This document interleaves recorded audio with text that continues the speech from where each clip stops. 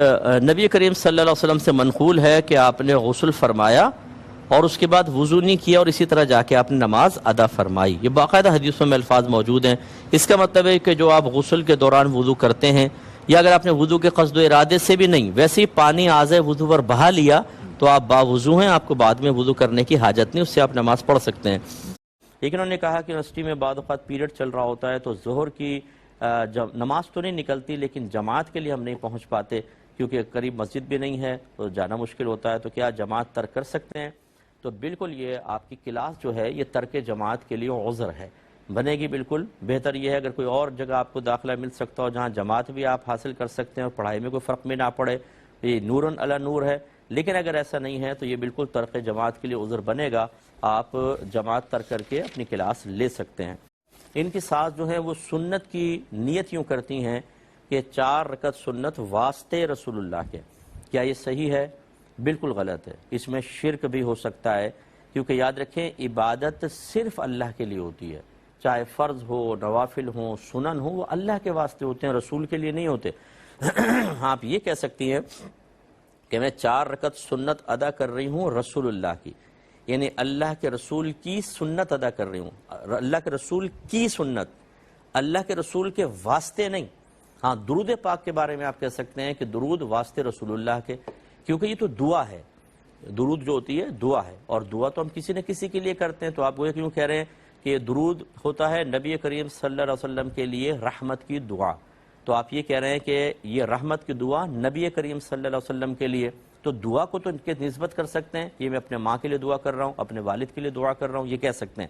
لیکن خاص عبادت جو ہے یہ اللہ کے لیے ہوتی ہے، اس کو کسی مخلوق کے واسطے یا مخلوق کے لیے نہیں کرتے ہیں. ہاں یوں جیسے میں لفظ کہا یوں نیت کریں، نیت کرتی ہوں 4 رکعت نماز سنت رسول اللہ کی واسطے اللہ تعالیٰ کے منہ میں قبل شریف کی طرف. اللہ اکبر، اس کا خیال رکھا جائے. ٹی وی پہ اگر تلاوت چل رہی ہو تو قرآن کا حکم یہ ہے کہ جب تلاوت کی جائے تو اس کو خاموشی سے سنیں.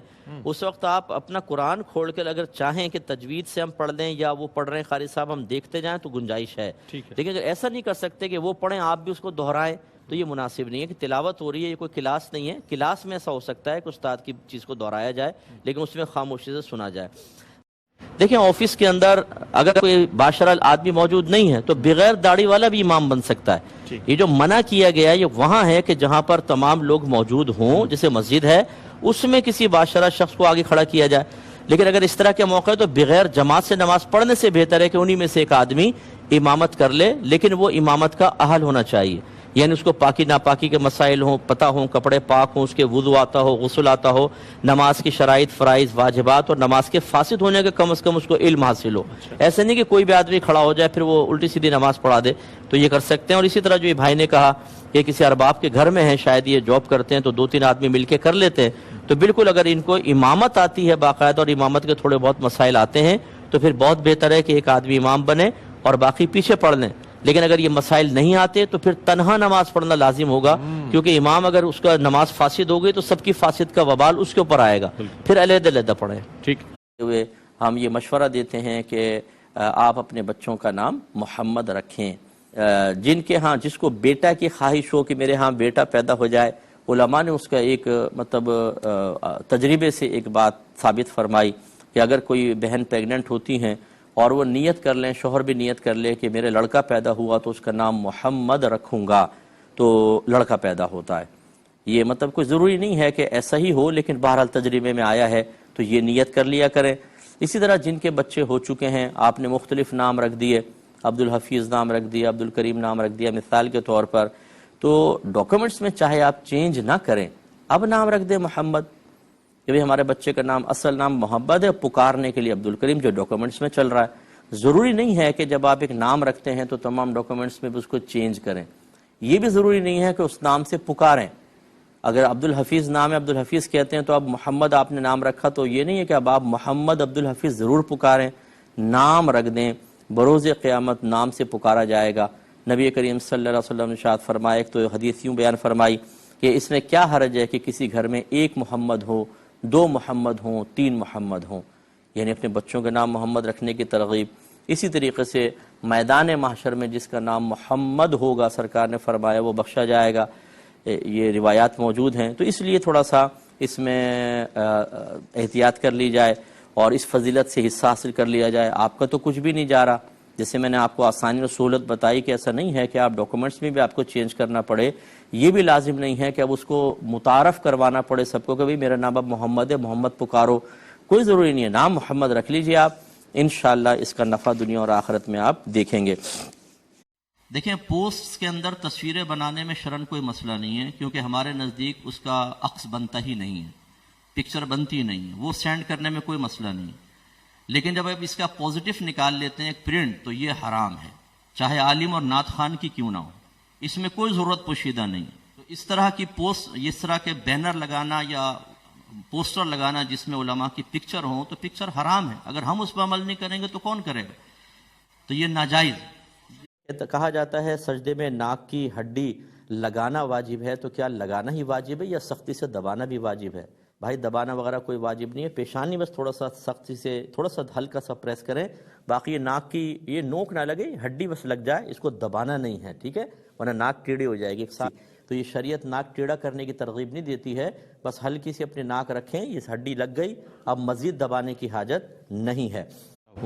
یہ اگر تو ہماری توجہ بانٹنے کا سبب بنے, اور اکثر ایسی ہوگا, تو مکروہ تنزیہی ہے. اچھا, کیونکہ یہ جو عکس نظر آ رہا ہے یہ تصویر کے حکم میں نہیں ہوتا. تصویر تو عکس ساکت کا نام ہے, جو ٹھہرا ہوا ہوتا ہے, اور یہ متحرک تصویر ہے. لیکن چونکہ ہماری توجہ بانٹنے کا سبب بنے گا, اور ہر ایسی چیز کو دور کرنا ضروری ہوتا ہے کہ جو ہماری توجہ اپنی طرف کر لے اور نماز سے توجہ کو ہٹا لے, تو اس لیے آئینے کے سامنے نماز نہ پڑھیں تو بہتر ہے, ٹھیک ہے نا, سائیڈ میں پڑھ لے, لیکن نماز ہو جائے گی. اور پھر ہماری بعض اوقات یہ بھی ایک ہوتا ہے مال کے ناحق تقسیم کا معاملہ, کہ باپ اپنی زندگی میں جب کچھ تقسیم کرتا ہے اپنے اولاد کے اندر, اس کے الگ احکام ہوتے ہیں. اس میں مفتبی قول اور پسندیدہ قول یہ ہے کہ اس میں لڑکا لڑکی برابر ہوتے ہیں. اگر باپ اپنی زندگی میں کچھ دینا چاہتا ہے, 4 کروڑ ہے, 3 بیٹے کی بیٹی, سب کو 1-1 کروڑ دے گا. مر جائے گا تو پھر یہ ہوگا لڑکوں کو ڈبل ملے گا, لڑکی کو نصف ملتا ہے. لیکن ہمارے ہاں تو یہ اچھا, یہ تو ہے زندگی میں افضل طریقہ کہ سب کو برابر, ورنہ کم از کم اس سے مفضول طریقہ, کم درجے کا طریقہ یہ ہے کہ وہی وراثت والا وصول کر لیں, لڑکوں کو 2 حصہ, لڑکی کو 1 حصہ, یوں کر لیں آپ. لیکن ہمارے ہاں یہ بھی نہیں ہوتا. لڑکی کو تعلیم دلوا دی, جو باپ گفٹ تھوڑا بہت لا کر دیتا رہتا ہے, سوٹ دے دی, یہ, پھر اس کے بعد اس کی شادی کر دی, جہیز میں دے دیا, بس بری الذمہ. باقی کس کا ہے؟ بیٹوں کا. بیٹی کو اگر کل ملائیں پوری زندگی کا بمشکل بنتا ہے 30 لاکھ, 40 لاکھ, 50 لاکھ, 60 لاکھ. اور ایک بیٹے کو فلیٹ دیا ہے 2.5 کروڑ کا, دوسرے کو دکان دی ہے 4 کروڑ کی, تیسرے کو دکان دی ہے 2.5 کروڑ کی. آخرت میں یہ بچی کھڑا کرے گی اپنے والد کو کہ اللہ تعالیٰ جو اس نے اپنے مال کی تقسیم میں ناانصافی کی, مجھے حق دلوا. دم کے حوالے سے تو شاید کوئی بھی انکار کرنے والا نہیں ہوتا, سارے لوگ دم کو تو مانتے ہی ہیں.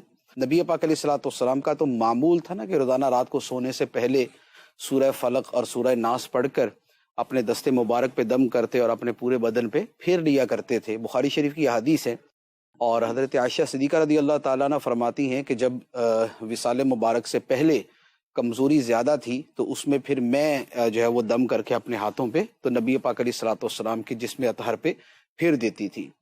تو یہ بھی ہے. اسی طرح بخاری شریف کے اندر ایک اور حدیث بھی ہے جس میں وہ ایک قبیلے کے سردار کو سانپ نے ڈس لیا تھا, تو اس پر جو ہے وہ ایک صحابی نے سورہ فاتحہ پڑھ کے دم کیا, تو جو سانپ کا زہر تھا وہ ختم ہو گیا, اور انہوں نے پھر اس کے معاوضے کے اندر 100 بکریاں بھی لی تھی اس سے. تو جو ہاں اس سے بکریاں لی تھی, اسے کہا تھا میں دم کروں گا 100 بکریاں لوں گا. اس سے یہ اخذ کر سکتے ہیں کیا جیسے دم کرنے کے پیسے لینا؟ ہاں وہ تو جائز ہے نا, یعنی کہ وہ یہی حدیث ہے اس کی دلیل. اچھا, کہ دم کرنا جو ہے یہ ایک عمل ہے نا, اور عمل کی اجرت لی جا سکتی ہے, لیکن اس میں یہ ضروری ہے کہ عمل کی اجرت طے ہونی چاہیے, ورنہ اجرت مجہول ہوگی تو وہ بعد میں پھر یہ بھی ہوتا ہے نا کہ دینے والا کچھ دے رہا, لینے والا کچھ. اب بھائی محبت سے دے دو, ہوتا ہے نا باتوں کا, بھائی محبت سے دے دو کچھ بھی. اب وہ محبت سے دینے میں جو نا بعد میں دل میں تو بددعائیں دے رہے ہوتے اگر کم دے کے چلا جائے, اور دینے والے نے زیادہ دے تو واپسی کے اندر وہ دل کڑا کے جا رہا ہوتا ہے کہ بس یار محبت کے چکر میں تو مارا گیا, 2 دن کی دہاڑی اس کو دے گیا ہوں میں. تو وہ یہ نہیں, اس کا طے ہونا چاہیے. تو اس انداز کے اندر دینے کی اجازت ہے, اور تو وہ بھی ہے. اور پھر وہ بکریاں جو ہے جب وہ انہوں نے لے لی ساری, تو صحابہ کرام نے کہا ہم تو نہیں کھائیں گے, یعنی ہم اس کا گوشت نہیں کھائیں گے، پتہ نہیں جائز بھی ہے یا نہیں. صحابہ کرام کا تو ایک وہ تقوی کا، خوف خدا کا، حلال و حرام کے فرق کرنے کی جو سوچ تھی، تو اس کے اعتبار سے کبھی ہم تو نہیں اس سے کھائیں گے، پتہ نہیں یہ قرآن کا دم کر کے لینا بھی جائز ہے یا نہیں. تو پھر نبی پاک علیہ الصلوۃ والسلام کی بارگاہ میں جا کے جب وہ سارا معاملہ عرض کیا تو آپ نے فرمایا کہ ٹھیک ہے، یعنی کہ اس کا لینا حلال ہے، اور بلکہ اپنے لیے بھی فرمایا کہ مجھے بھی اس میں سے کچھ جو ہے نا وہ دینا، یعنی کہ گوشت وغیرہ کچھ دینا. وہ آپ کا شفقت محبت کے اعتبار سے. ایک انہوں نے کہا کہ یہ ڈیجیٹل قرآن پڑھنے کی کیا شرعی حیثیت ہے؟ تو اس میں پڑھنے میں تو کوئی حرج نہیں ہے. ہاں یہ ضرور ہے کہ حالت جنابت ہو تو زبان سے قرآن پڑھنا منع ہے. اب چاہے وہ نقش کی صورت میں ہو، کاغذوں پہ لکھا ہو، یا ڈیجیٹل ٹیلی فون وغیرہ سے آپ یہ کسی طرح پڑھ رہے ہیں، وہ منع ہی ہوگا. اور اگر آپ کا یہ ہے کہنے کا مطلب کہ جنابت تو نہیں ہے، بے وضو آدمی ہے، وہ چھو سکتا ہے کہ نہیں ہے، تو یاد رکھیے کہ ہمارے نزدیک یہ اسکرین وغیرہ کو چھونے میں کوئی شرعی طور پر قباحت نہیں ہے، کیونکہ اس پہ کوئی نقش ابھر نہیں آتے کہ آپ کا ہاتھ براہ راست کوئی قرآن کے اوپر لگ رہا ہو. اور اس کو منع کرنے میں نے یہ دیکھا ہے کہ بہت سارے لوگ ہوتے ہیں، آفیسز میں ہوتے ہیں، بہت سی جگہوں پر ہوتے ہیں، ٹائم ملتا ہے تو فضولیات میں پڑھنے کے بجائے موبائل نکالا، قرآن نکالا اور پڑھنا شروع کر دیا یا سمجھنا شروع کر دیا. تو اب اگر ان کو منع کر دیا جائے کہ پہلے وضو کریں، وضو کی جگہ نہیں ہے، گندے باتھ روم ہے، تو اس کا مطلب ہے قرآن رکھ دے اور پھر وہ فضولیات میں پڑ جائے، کسی خراب چیز کو دیکھنے لگ جائے، فضول گفتگو میں پڑ جائے. اس سے کہیں زیادہ بہتر یہ ہے کہ جب یہاں پر اجتہادی مسئلہ ہے اور شرع رعایت کا پہلو بھی نکلتا ہے، تو ہم یہی کہتے ہیں کہ اگر موبائل وغیرہ کی اسکرین پر ہاتھ لگائیں گے تو حقیقتاً یہ قرآن پر ہاتھ لگ ہی نہیں رہا، آپ اس کو بالکل ٹچ کر کے بھی پڑھ سکتے ہیں.